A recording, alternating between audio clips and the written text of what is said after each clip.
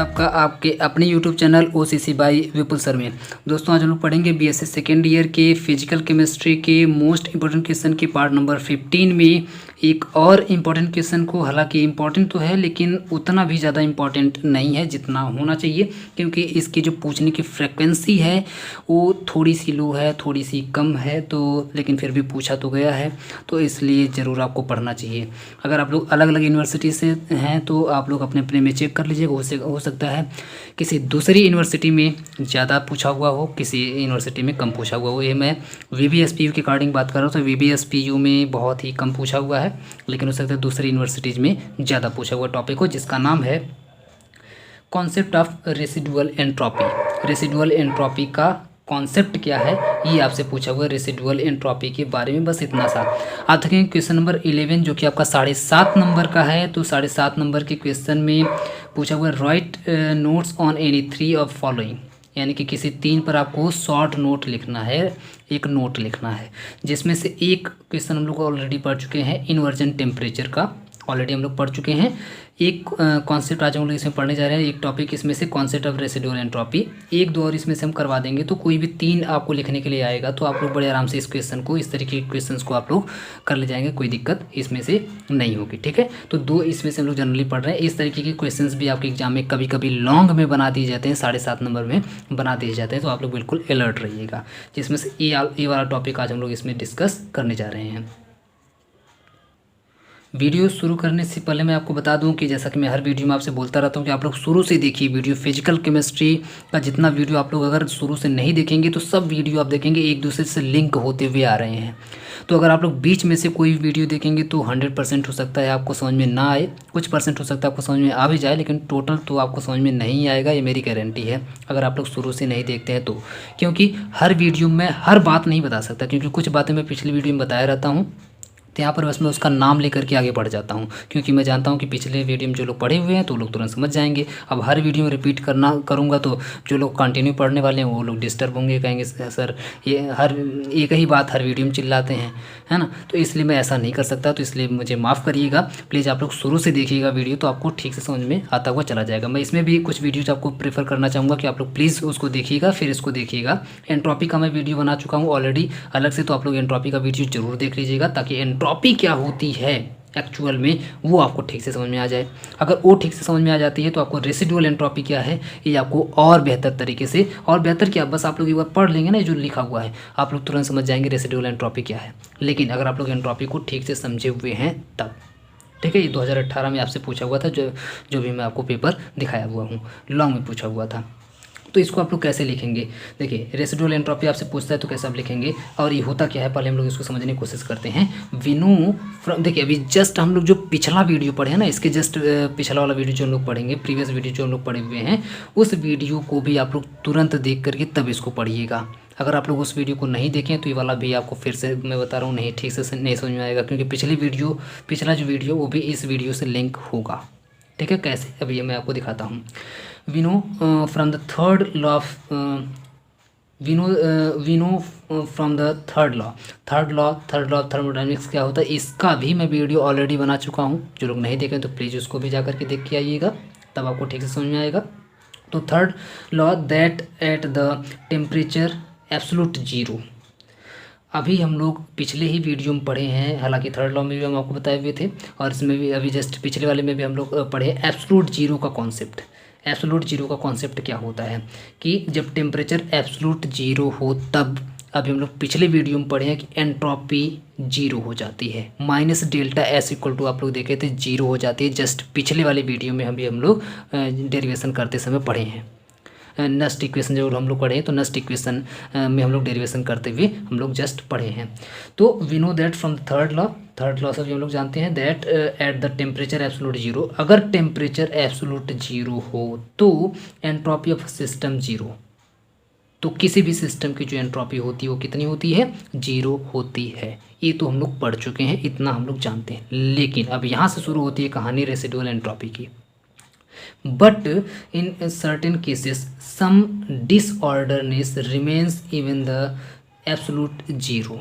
लेकिन आप देखेंगे किसी किसी सर्टेन केसेस में, किसी किसी पर्टिकुलर केसेस में आप देखेंगे सम डिसऑर्डरनेस। और अगर आप लोग एंट्रोपी का वीडियो देख चुके हैं तो डिसऑर्डरनेस आपको याद आ रहा होगा कि मैं उसमें बताया हुआ था आपको कि डिसऑर्डरनेस को ही जनरली हम लोग एंट्रोपी बोलते हैं। डिसऑर्डरनेस या एंट्रोपी को हम लोग डिटेल में वहाँ पे डिस्कस किए हुए थे। तो डिसऑर्डरनेस, कुछ ना कुछ डिसऑर्डरनेस रह जाती है, remains even at absolute zero. Absolute zero होने के बाद भी, एब्सोल्यूट जीरो होने के बाद भी कुछ ना कुछ डिसऑर्डरनेस रह जाती है सिस्टम के अंदर, उस सिस्टम के अंदर रह जाती है एब्सोल्यूट जीरो होने के बाद भी। वो जीरो ना हो करके, एंट्रोपी जीरो होनी चाहिए, ये तो हम लोग पढ़े हुए हैं, लेकिन जीरो ना रह करके किसी किसी केस में आप देखेंगे थोड़ी बहुत डिसऑर्डरनेस उसमें रह जाती है, रिमेन्स, है ना, रिमेन्स लिखा हुआ मतलब रह जाती है।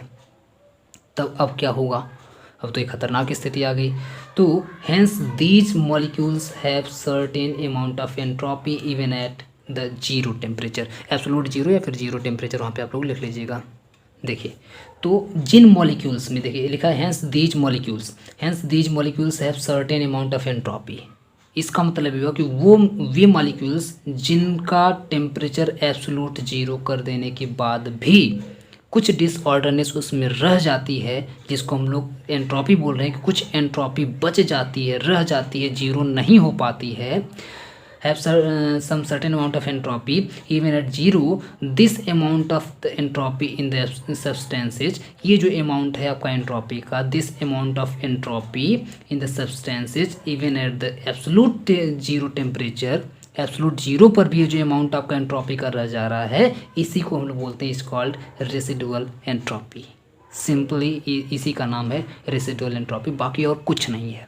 पिछला वीडियो अगर आप लोग पढ़े होंगे तो उसमें हम बताए थे कि अगर आपका टेम्परेचर अगर हम लोग घटाते घटाते अगर हम लोग जीरो तक लेके आते हैं, एब्सोल्यूट जीरो अगर कर देते हैं तो एब्सोल्यूट जीरो पर जो आपकी एंट्रोपी होती है माइनस डेल्टा एस, वो आपकी जीरो हो जाती है। और ये हम लोग बिल्कुल बाकायदे जानते हैं, यानी कि एंट्रोपी आपकी जीरो हो जानी चाहिए। लेकिन किसी किसी केस में, किसी सम सर्टेन केसेस में आप देखेंगे कि कुछ मॉलिक्यूल्स में एंट्रोपी जीरो नहीं हो पाती है।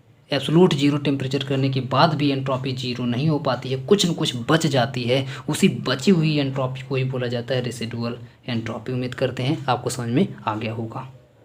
अब इसको हम लोग कैलकुलेट कैसे करेंगे, इतनी तो आपकी थियरी होगी। इसको आप लोग लिखेंगे, जैसा भी लॉन्ग शॉर्ट में पूछेगा उसी हिसाब से आप लोग लिख लीजिएगा।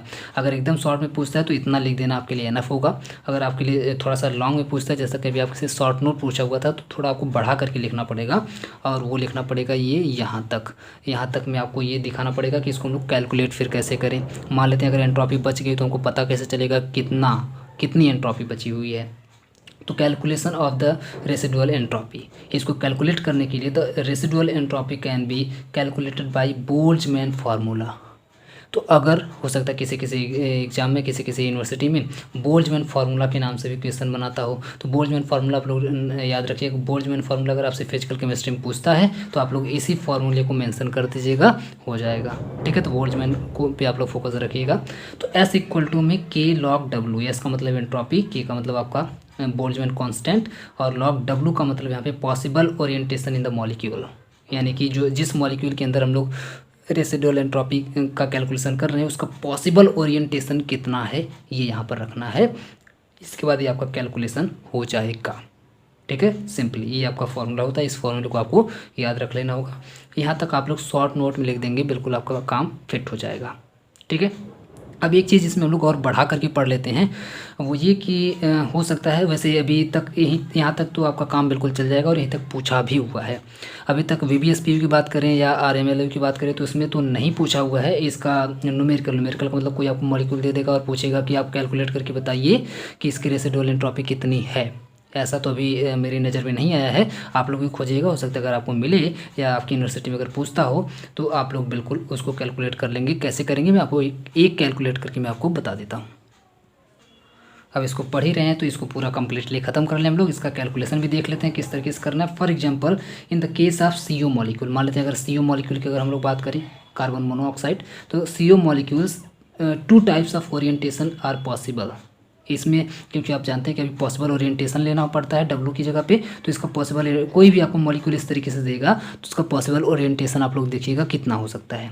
कैसे निकालेंगे पॉसिबल ओरिएंटेशन, यहाँ पर देखिए, अगर CO की हम लोग बात करें, CO को आप लोग CO टाइप भी लिख सकते हैं, CO इस तरीके से लाइन में, या फिर इसी को आप O को आप पहले कर दीजिए और C को बाद में कर दीजिए, यानी कि OC भी लिख सकते हैं, ये भी आपका CO ही होगा। यानी कि CO का कितना पॉसिबल ओरिएंटेशन हुआ, एक तो E टाइप और दूसरा E टाइप, यानी कि 2 टाइप का इसका पॉसिबल ओरिएंटेशन आपके सामने दिखाई दे रहा है।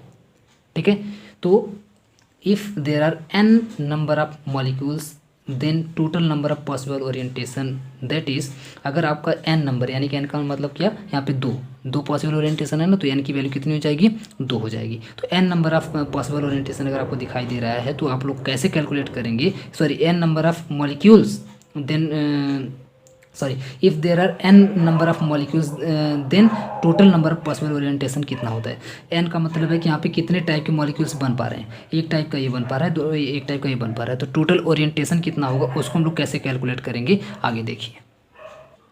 ये देखिए, तो टोटल आपको पॉसिबल ओरिएंटेशन निकालने के लिए W = 2 की पावर वही n कर देना होगा, यानी कि जितने मॉलिक्यूल्स बन पा रहे हैं, अभी आप देखिए 2 टाइप के मॉलिक्यूल्स बन पा रहे हैं, एक तो CO टाइप के, एक OC टाइप के, 2 टाइप के मॉलिक्यूल्स बन पा रहे हैं। तो 2 टाइप के जब मॉलिक्यूल्स बन पा रहे हैं तो 2 की पावर में OC 2 कर देंगे, n की जगह पे 2 रख देंगे, n की वैल्यू कितनी आ रही है, 2 आ रही है, तो n की जगह पे क्या रख देंगे, 2 रख देंगे। ठीक है, या फिर ऐसे n की जगह पे 2 नहीं रखेंगे, 2 की पावर n कर देंगे, 2 की पावर n कर देंगे, यानी कि 2 की पावर n करना है यहाँ पर। ठीक है, याद रखिएगा 2 की पावर आपको n कर देना है। अगर 3 पॉसिबल होता तो 3 की पावर n करना है, 4 होता तो 4 की पावर n करना है। अब n को कैसे क्या करना है आगे देखते हैं। तो S= आप लोग जानते हैं, S= formula S=K log W यहाँ पे फार्मूला होता है, और W की जगह पे आ गया यहाँ पे 2 की पावर n, तो 2 की पावर n। तो आप जानते हैं अगर log को अगर आप लोग यहाँ पे सिंप्लीफाई करेंगे तो n आपका सामने आ जाएगा, ये log 2 बन जाएगा, है ना, तो Kn log 2 हो जाएगा। अब Kn को क्या करेंगे, तो if the substance that is 1 मोल, अगर आपका सब्सटेंस 1 मोल होता है, आपका सब्सटेंस कितना मोल होता है, 1 मोल अगर होता है, तो Kn की जो वैल्यू होगी वो गैस कांस्टेंट के बराबर होगी, यानी कि R = 8.314 जूल पर केल्विन पर मोल के बराबर होगी। इतनी वैल्यू हो जाएगी Kn की टोटल मिला करके, और log 2 की वैल्यू आप लोग रख देंगे, काम आपका फिट हो जाएगा। एक बार फिर से आपको बता दूं यहाँ पर कि 2 की पावर n करना है, n को ऐसे ही रहने देना है। अगर आपका टोटल मॉलिक्यूल कितने टाइप का बनता है, 3 टाइप का, तो यहाँ पे 3 की पावर n कर देना, 4 की पावर n कर देना है। n को ऐसे ही n की जगह पे वैल्यू नहीं रखनी, मैं शुरू में थोड़ा सा गलत बोल दिया हूँ, n की जगह पे वैल्यू नहीं रखनी है। ठीक है, n को n ही रहने देना है, क्लियर है। तो टोटल Kn की वैल्यू क्या होगी, Kn की वैल्यू 1 मोल के लिए गैस कांस्टेंट के बराबर होती है। 2 मोल रहेगा तो इसे 2 से मल्टीप्लाई कर दीजिएगा, 3 मोल रहेगा 3 से मल्टीप्लाई, इस तरीके से करके आप लोग यहाँ पे वैल्यूज़ को और निकाल सकते हैं, और यहाँ पे रख के पुट करके इसका कैलकुलेशन कर सकते हैं, इसका आंसर आपके सामने आ जाएगा। ठीक है, तो उम्मीद करते हैं इस तरीके से आप लोग कैलकुलेट कर लेंगे। अगर आपको वीडियो अच्छा लगा है, पसंद आया है, समझ में आया है, तो प्लीज़ वीडियो को लाइक करिए, अपने सभी दोस्तों में शेयर करिए। पूरा वीडियो देखने के लिए बहुत बहुत धन्यवाद।